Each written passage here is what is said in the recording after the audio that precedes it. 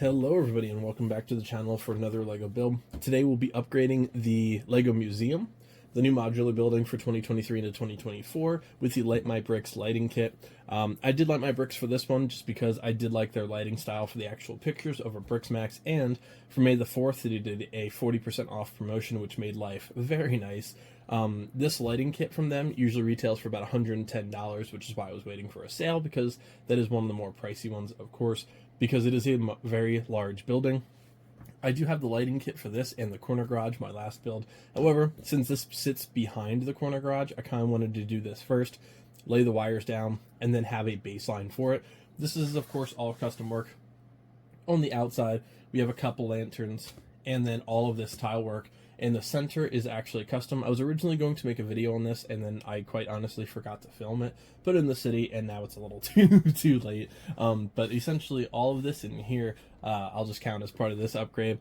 I did sandstone 1x3 tiles with pirates, maps, another map. This one is actually of like Pharaoh's Quest, but the original little adventure series, so that is a pretty cool little rare one. And then over here I just have a couple compass, a Ferrari logo because I kind of just wanted one in there, and a Black Falcon's Night category. This is of course all ripped out just because it connects to the corner garage to kind of hold it down. This side has nothing currently just because the Avengers Tower is not modularized yet, or I should say mills plated yet. But overall, I mean, this is by far and away just about my favorite modular building they've ever made, and I'm excited to add some light kits to it. If you want a slightly cheaper model, you can go Brixmax, which are $70. If you don't want to spend $110 on this one, completely understand. Lighting kits are relatively expensive. I just don't prefer like light tailing for some of the cheaper ones just because of the way they run their wires, and it's just not my favorite. There's also some custom stuff in the center that I've been working on that I'll show off to you guys in this video as well. So overall, it's just one big upgrade for the LEGO Museum. I recently just spent a lot of time redoing all of my playlists as well, so if you're looking for any lighting kits, modular buildings, city work, Star Wars, Harry Potter, anything like that, they all have their own custom playlists now, so you can actually go to those and find a build relatively easy, rather than go through 150 of my videos and try and find one of the specific LEGO videos. So hopefully that makes life a little bit easier for all of us. But yeah, so another lighting upgrade, definitely nice. This is going to be probably about my 10th one overall. We started with the bookshop, the pet shop, and then from there I have been doing some custom work, the assembly square. Again, I have the corner garage ready to go after this. Some work on the boardwalk and some lightsabers elsewhere. So definitely excited to add another lighting adventure to the city. I know this one is going to be a little bit tougher just because of the sheer size, but it's nothing we can't get through. So thank you guys so much for joining me for another LEGO lighting upgrade and build. I'll cut that portion out. Like, comment, subscribe if you can. Definitely helps the channel out a lot, and I'll see you at the end of the build, folks. Alright everybody, so here is the final lighting build. Overall, I did not follow the instructions entirely just because I do not use the wireless brick connectors in the center. I actually did a couple modifications to try and work it into my city a little bit better. Basically behind this building, and you can kind of see it once I place it in the city after this, there is one joint connector piece that pretty much combines all of like one street district to one little connector node. That way I can limit the amount of wires. So when I turn this around, there are wires shown. You're not going to be able to see them behind the corner garage, so I'm not too worried about it. I adhesived this right here, and then there will be a connector cable. This battery pack is just for the demonstration, so I can actually show you guys how it looks lit up. And of course, the little light in here has fallen over for the 57th time. I'll try and fix that real quick while I show you guys. But there is a little lantern up here that I keep knocking down because of how I have the wires crimped in the side, and I don't think it's just gonna stay. Oh, you gotta be kidding me. Alright, well this might just be sitting off to the side. I'm barely gonna be able to see it anyways. There we go. Well, there's the top portion of this while I'm talking.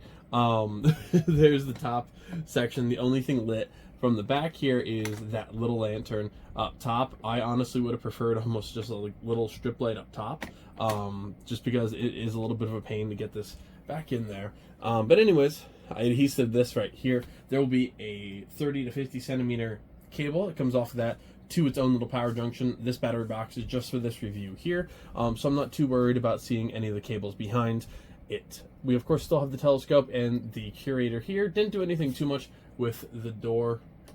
I wanted to do maybe like a little light on the inside. I didn't. And then of course I have Indiana Jones up top. When we turn it around, similar to the bookshop, I did not add lights to the tree. I kind of like the trees just to be their own pieces, not really with lighting. I like the natural feel of them. Obviously, yes, trees can have lights in them. I kind of prefer if they don't. Maybe I'll change that one day, but for now, I'm going to stick with that theme. We have, and I can turn off my tripod real quick to show off some of the details a little bit better. Street lamp, couple lamps out front.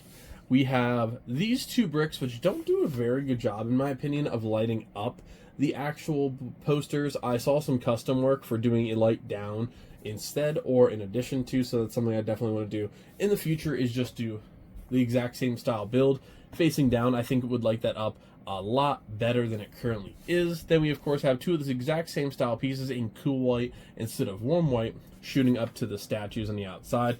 Again, you can see all of the custom tiles that I did as well.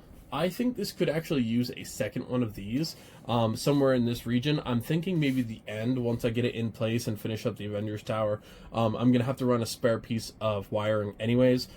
If I ran this through now, not only would it be temporary because I don't have another pure lantern piece, it would have to be just ran with a wire on the outside, and obviously it won't look the best. So what I might do instead is leave that be for now. When the Avengers Tower is done, add another lantern. Overall, can't see any wires from the outside. I did not wire it very well inside just because I was trying to make some things work that clearly didn't. So I went against the instructions a little bit on this just to try and make it fit with my setup a little bit. That is not always the best option, but I really do like it from the outside perspective. I think it looks beautiful, but it's very much not the brightest one in my collection. That is for sure. It's a lot of space to take up, in my opinion. It could be a little bit brighter on the inside. I still think it looks really nice, don't get me wrong, but it is not my favorite lighting kit for sure. Then for the actual inside, there goes that door we were just playing with, and I think the lantern. Obviously we have these cool white strip lighting on the outside, which I think looks nice, but for the most part, I don't think they're definitely the brightest ones in the world. I would just like to see a little bit more on the actual details, and of course the entire top portion of this room just shattering like my dreams across the back. I have no idea what just broke. Actually, oh yeah, so that whole side of the building of course broke. But yeah, so essentially we're using 3 strip lights on the inside on this floor and this floor, allowing some gaps with the coverage for the actual stairs in the background. So it does look good. I just wish there was a little bit more in terms of brightness.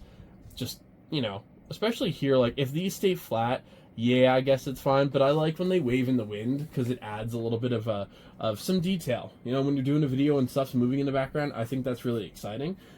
As for the middle row, it is lit up very similar. I'm trying to not destroy the Brachiosaurus on the inside. We do have a connection node right in here. A couple of these small lights lit up, but primarily just using the strip lighting on the actual inside. And there goes the Brachiosaurus. The Brachiosaurus is actually really cool in the set because it actually hides the bulk of these wires because there's a gap underneath. So I think that was a very creative way to do it. Now I'm going to put it into the city, combine it in with the corner garage right next to the Avengers Tower, which again does still have to be Mills plated, and then we can go from there. At that point, we'll be sorry, I turned the tripod back on. It looks so much nicer in this room with the tripod on, but obviously it's a little hard to see the lights. So now I'll put this in the city, see how it looks, and one of these are missing, so we'll just keep that the back for now. If you're wondering if you can see it all behind me, the duel on Naboo is not there. That is because the wall of pop figures behind me randomly collapsed and destroyed that set, so I'll have to rebuild that either for a video or off camera. But yeah, without further ado, guys, I'll put this in the city and we'll see what it looks like and call this review a day. Alright, here we have the view of the city from the desk. Obviously, the museum is going to be a little hidden behind the corner garage from this perspective, and I'll do a little bit of an overhead after this, but I did just kind of want to point out, for most videos, how you're going to be able to see the museum. You can kind of see a little bit of light from my perspective, at least if you're a little bit higher up, of like that lamp in the very top. So not a huge fan of that. I can see it kind of through the cracks, but you know, it'll only annoy me if I honestly try and stare at it. You can see the custom lights to the custom Lego City little corner modular on the side over there. That was a rebrickable model, just like the apartment building that you can see. Most of those were just custom lighting, some stuff I threw together, and I'm very happy with how they turned out. It was very specifically that corner little Lego store. I added some lights to, I'll try and turn this a little bit, to a little phone booth and that lamp, of course, on the side as well. If you see some gaps, like in the little corners themselves, that's for the wires to run through. And of course, the main wire for this city is running through under the corner garage, with the main power junction sitting right behind it with Mills plates. It is a little bit easier to actually get everything where you want it to be. And then, of course, all the way in the back is the Daily Bugle, which is massive, and it can light up this entire room. Of course, pieces of the billboards keep just falling off. The adhesive's not working, so I'm going to have to fix that eventually, but not today. For now, it'll stay where it is. And then you can kind of see off to the side, you can at least see the lanterns on this side of things, which is Assembly Square lit up as well. So, looks beautiful. I'm very happy with the city so far. And then, of course, there is some custom lighting going on in the boardwalk, but we can do that and talk about that in another video. Mainly because I'm going to get some things situated in there, and I still have to add some lights to my custom surf bar and grill. So once that's all taken care of, I'll probably do a video on custom lighting there. But yeah, that's just going to about do it for this video. Now I'm going to give you a quick little overhead, just kind of how it looks on that street, and then we'll get you guys out of here. Alright, and here's the little aerial view of the museum itself. You can, of course, see straight through those bright windows, and I'm probably going to turn these lights off and just take a look at the city. I did want to do a quick little overview from the aerial view, of course, just to see how we're looking. And then, of course, we have the water fountain turning on and off. You can see the ballerina and a wire. Obviously, 12 Grimwald Place still needs some work, but this is a beautiful looking lit up museum. Now let's take a look at everything with the lights off. Alright, here is the city look, completely lit up. No lights, no nothing on at all, which is very, very cool. Not even the computer light. So this is how bright the room is without a single bit of outside light or anything. It is completely dark outside with some blackout curtains. So the city can officially light up this entire room pretty decently. Once the corner garage is done and the Avengers Tower, it will very, very much light up this entire room. The Avengers Tower, of course, does need a lot of work, but that is going to be a completely all its own project at that point. Mills plating that guy and then doing the lights to it, actually removing all the action scenes like I did the Daily Bugle. So there's going to be a lot of work to be done there. But for now, I think the custom work looks fantastic.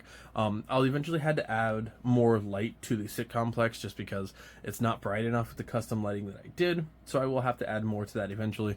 There's a couple lanterns, of course, and obviously 12 Grimwald Place is going to get upgraded to the Palace Cinema and all that good stuff. So tons and tons of work to do, lots of lighting kits to go, more modulars to build, and then once this is done, on top of this is of course the other area of the city. I get to remodel all of that, which means like 30 more Mills plates and a lot of work ahead. So thank you guys so much for joining me for another build. Let me know what building you'd like to see next. Well, it's going to be the corner garage, but after that, let me see what you'd like to see me light up next. Any custom details, any notes, anything like that, definitely let me know in the comment section below. Like, comment, subscribe if you can. It helps the channel out a lot. Feel free to become a member. Check out the fishing videos. They've been doing great. Having a blast with those. A lot of on-location stuff. Definitely something a little bit interesting to the channel. So thank you guys so much again for joining me. I'll see you next time. Happy building, everybody.